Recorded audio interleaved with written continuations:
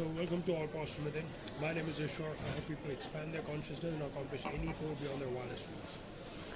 Now, I just want to provide a couple of tips for you guys who struggle with intermittent fasting and just trying to cut short the number of the amount of calories you've been taking and the stuff you've got going on with insulin resistance, what have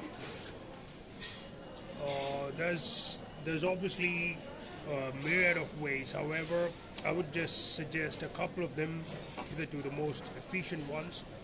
And rather than convincing you on just going through this, I would just let you to choose. Like, there's an infinite amount of, I would say, the number of benefits that you manage to get. Nobody's asking you not to eat, to reduce, to starve, to avoid cravings whatsoever.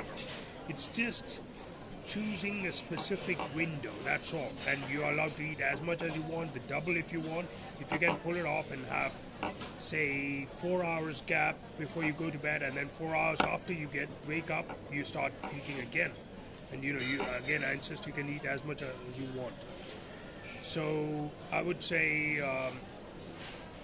the first thing that can help you out, which again has got an encyclopedic list of benefits, I just can't emphasize enough, is to sit in a yogi pose with this hand gesture. And I would just make a bold claim that there's nothing this cannot cure. Just placing your hands like this, touching your ring finger and your little finger with your thumb, and then placing it upwards like this. The second one is, you got to do for you to get the most benefit out of this, you either do it early in the morning or like when you're starting to have the cravings just before you go to bed.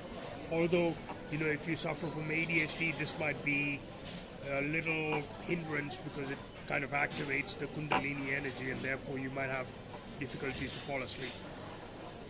Besides this, I would say having, just before going to bed, having some lukewarm water. You could have some green tea if you want to, or even lemon juice. Although lemon juice might interfere slightly with the whole ketogenic process.